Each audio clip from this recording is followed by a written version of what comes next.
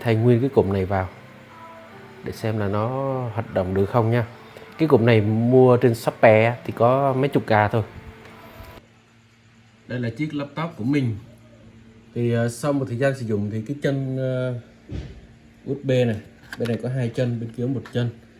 Hai chân USB này thì đã gặp sự cố. Một chân là cắm vô là không nhận này. Đó, một chân còn lại ấy, cắm vô thì nó không sáng đèn luôn, nhưng mà ấn xuống ấy, thì nó lại nhận. Khi ấn xuống thì con chuột nó sáng này. Đó, ấn xuống thì con chuột nó sáng. Thì cái lỗi này là bị hư cổng rồi. Tại khi mình vừa ấn giữ cái chân USB này ấy, di chuột nó mới nhận này. Có nghĩa là cái cổng USB này đã bị hỏng rồi. Đó, không phải do lỗi phần mềm nữa mà do lỗi phần cứng. Thì bây giờ mình đã đặt trên Shopee một cái bo USB của con máy này, và bây giờ sẽ tiến hành là thay thế thử xem nó có hoạt động được hay không. Cái bo này rẻ thôi, 100k. Mình áp mã này kia thì bớt được thêm 10.000 nữa. Bây giờ mình sẽ tiến hành là thay thế cái bo mạch này, thêm nữa là cái cổng USB nó có hoạt động như cũ hay không nha. Nào, bây giờ mình sẽ tiến hành là thay thế cái bo này nha. Thì đầu tiên là sẽ phải tháo cái pin ra. Thì do cái laptop này là sử dụng pin rời, pin tháo được, nên là cái việc mà thay thế pin này rất là dễ. Đó. Những dòng khác thì có thể là phải bỏ máy rồi này kia, nó phức tạp hơn. Còn cái này là rất đơn giản. Đây là tháo những cái con ốc nhỏ nhỏ này.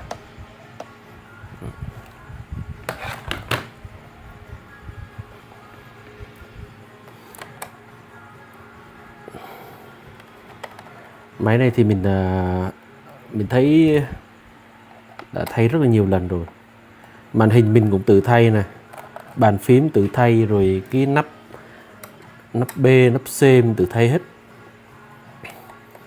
Nói chung là con máy này mặc dù là cổ rồi, nhưng mà mình thấy là nó rất là hay ở chỗ đó mình có thể là tự thay thế sửa chữa được.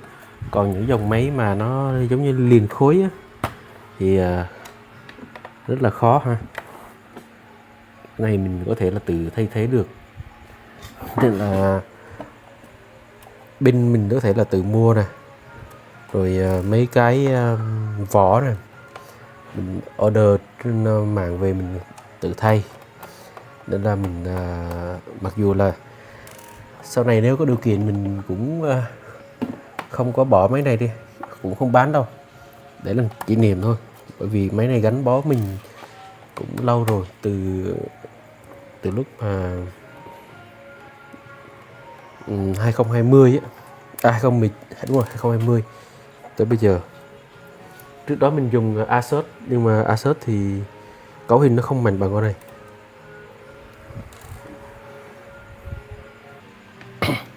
Mình đã tháo cái phần ốc ra hết rồi. Giờ là đây là phần nắp D này. Cái máy này thì mình có thay ổ SSD vô luôn. Đây là ổ SSD, ổ đầu tiên là ổ HDD, nhưng mà giờ mình thay ổ bằng ổ SSD. Bên này mình cũng mới thay thêm một ổ nữa. Trước là ổ cứng HDD, nhưng mà nó bị hỏng, kiểu như là nó bị chập á, nên là mình thay luôn. Và đây là ổ 120, cái đây là 256, thì hai ổ đều SSD hết. Và cái con quạt này mình cũng thay luôn rồi. Cái fan này trước mình cũng thay luôn. Rồi RAM này mình cũng nâng lên. Lúc đầu nó có 2GB, 4GB thôi, mình nâng thêm 4GB nữa. Mà mình thấy 8GB thì cũng khá là ok rồi. Nếu mà nâng cấp lên nữa thì thôi, Tách khỏi. Đây là nhân vật chúng ta, cái ổ USB này.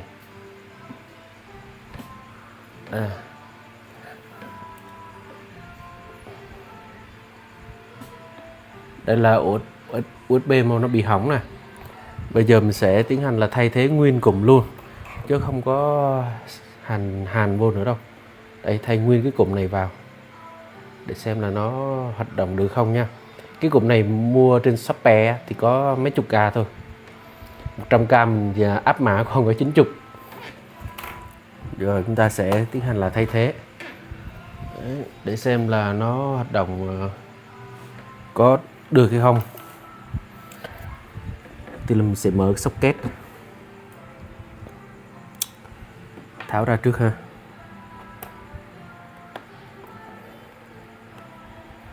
Nói chung là cái này cũng do là mình không phải hàn gì cả nên là cũng rất là dễ dàng thôi.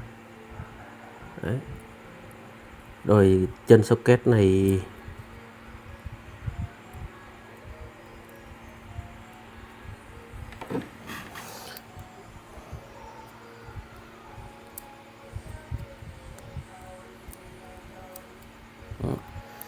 socket này đây,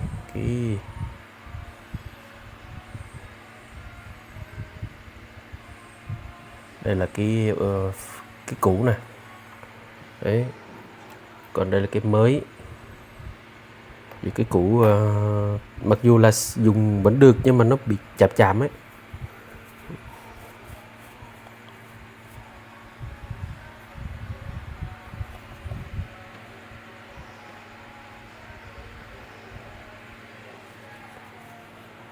Mà bây giờ nếu mà thay một cái chân không thì mất công quá, khó khăn quá.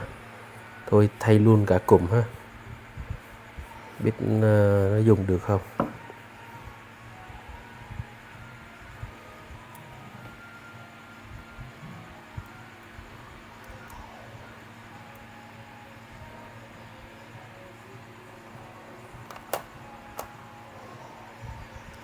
Đầu tiên là lắp cái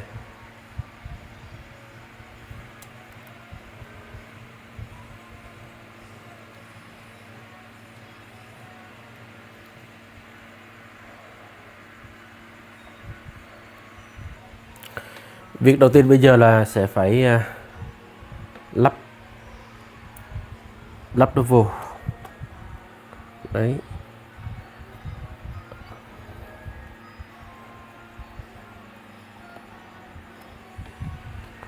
Có vẻ là chắc rồi. Giờ lắp socket vô.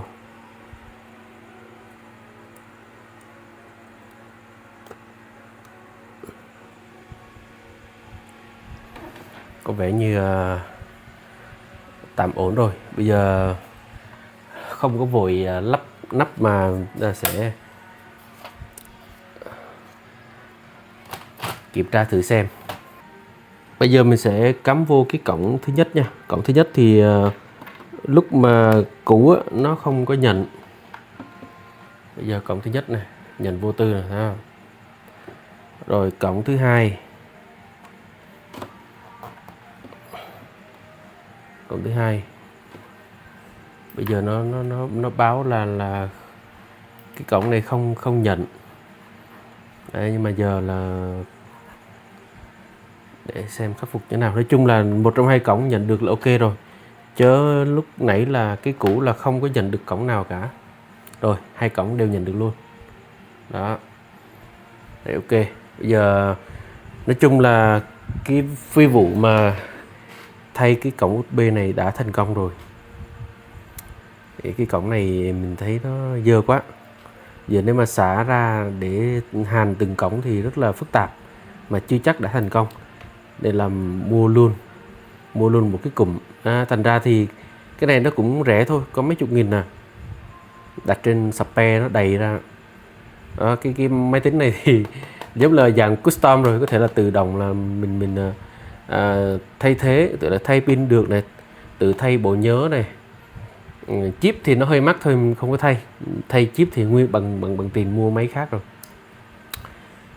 chip i7 rồi, RAM 8 rồi.